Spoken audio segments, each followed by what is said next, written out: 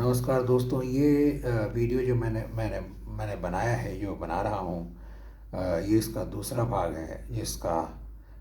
इस वीडियो में मैं एक उपन्यास पद्मा नदीर माझी या पद्मा नदी का माझी के बारे में मैं बात कर रहा हूँ, जो मानिक बंदोपाध्याय जी ने लिखा है। तो इस उपन्यास को पढ़ के आपको एक समानता नज़र आएगी। एक मैंने एकांकी पढ़ा था अंग्रेजी में, जो आयरलैंड के एक द्वीप के बारे में है।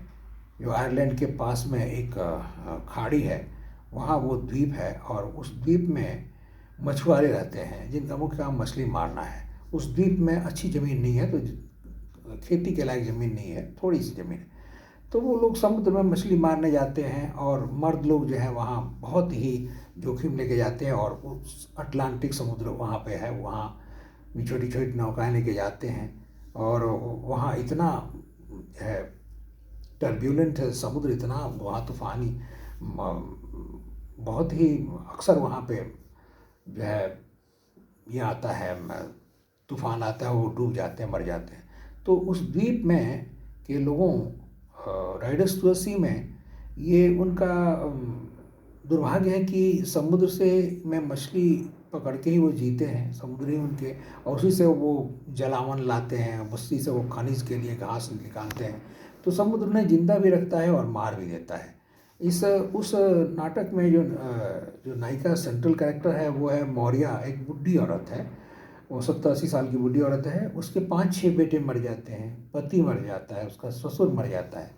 तो इस तरह जो है वो बहुत ही ट्रैजिक उपन्यास है। वो उसमें ग्रीक ट्रेजेडी, जो ईसा पूर्व 500 वर्ष लिखी गई, 500 ईसा वर्ष पूर्व लिखी गई, स्काइलस, सोफोक्लिस स्काइलस यूरिपिडिस के द्वारा, उन ग्रीक नाटकों के बहुत ही दुखमय वातावरण की झलक उस एकांकी उपन्यास में पाई जाती, एकांकी नाटक में है।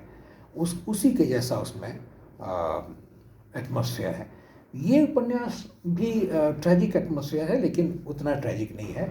इसमें पद्मा नदी सब कुछ इनको देती भी, जिंदा भी रखती है, और जब खूब जोरों की बाढ़ आती है, तूफान आता है, तो पद्मा नदी बहा के सब कुछ ले भी जाती है। फिर ये दरिद्र हो जाते हैं। हमेशा इनका जो जो खड़ से छाया हुआ घर है, वो टूट जाता है, और उनकी फसलें नष्ट हो जाती हैं। ये आर्थिक रूप से परेशान हो जाते हैं।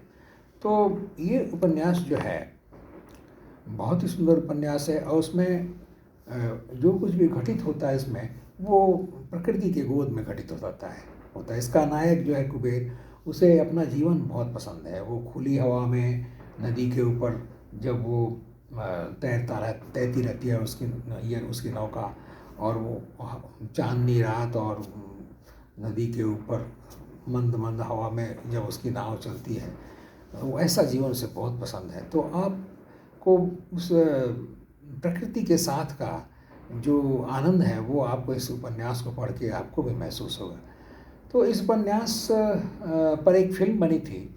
ये उपन्यास मैंने आपको बताया कि 1936 में लिखा गया, लेकिन 1993 में बंगला के बहुत ही प्रसिद्ध डायरेक्टर, प्रसिद्ध गौतम घोष जी ने एक फिल्म बनाई थी, पद्मा नदीर माझी, जो इंडिया और बांग्लादेश के सहयोग से बनी थी।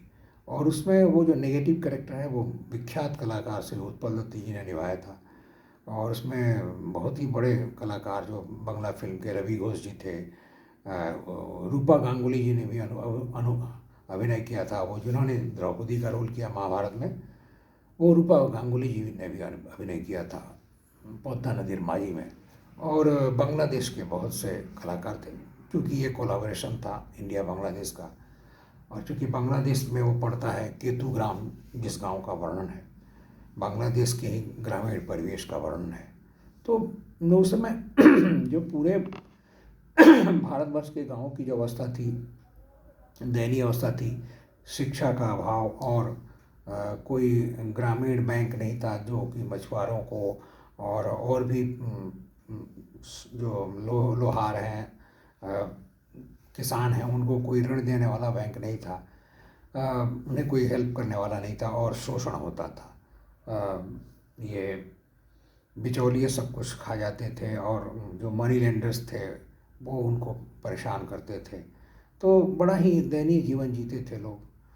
तो ये उस समय के आर्थिक और सामाजिक अवस्था का जो गांव बांग्लादेश में जो ये जो गांव है वो गांव प्रतीक बन जाता है बंगाल के लगभग सभी गांवों का कि अ, गरीब गांव का खास करके, जहां खेती और मछली मारना ही मुख्य आधार हो। तो आर्थिक और सामाजिक जो अवस्था थी गांव उन गांव की, उसका वर्णन मिलता है इस उपन्यास में। और कुछ सामाजिक गजब का सामाजिक कुछ रीति रिवाज का वर्णन मिलता है। जैसे उस समय के लोग जो साधारण लोग थे वो 20 में सब कुछ नापते थे। ये जो नायक है वो अपनी बेटी को, और उस समय एक ऐसी प्रथा थी कि बेटी की शादी होती थी तो पुत्री का बाप जो है वो होने वाले जामाता से पैसे मांगता था। यानी कि वर पक्ष को कन्या पक्ष को पैसा देना पड़ता था, यानी दहेज देना पड़ता था। तो कुबेर बोलता है कि मैं अपनी बेटी की शादी अच्छी जगह करूँगा, और बाप चाहता है। लेकिन उसकी बेटी जो है वो सुंदर है और उस ज़माने में प्रथा थी कि 12-13 साल में शादी हो जाती थी।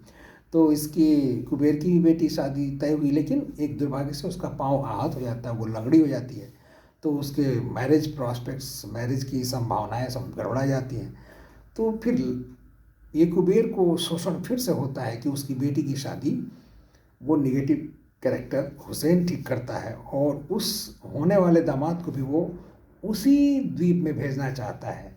वो बहुत ही ट्रैजिक लाइफ लीड करने के लिए मैना द्वीप उसको भेजना चाहता है।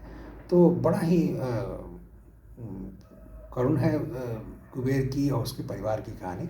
इसे आप ज़रूर पढ़ें, और अगर आप बंगला में पढ़ सकें तो ठीक है, हिंदी अनुवाद भी मिल जाएगा। और आप फिल्म ज़रूर देखें गौतम घोष जी का, जिससे आपको अच्छी तरह अंदाज़ा हो जाएगा कि ये कितना महान उपन्यास है। तो थैंक यू ऑल फ्रेंड्स। फिर ऐसे ही किसी वीडियो के साथ बढ़िया वीडियो तथ्य लेकर के किसी अच्छे विषय पर एक अगला वीडियो लेकर आपके सामने प्रस्तुत होऊंगा। और ये वीडियो मैं पहले फेसबुक पे अपलोड करूंगा, फिर यूट्यूब में करूंगा। तब तक के लिए विदा चाहता हूँ। शुभ रात्रि। आज 16 फरवरी 2023 को आपसे विदा लेता हूँ। Good night. Thank you all.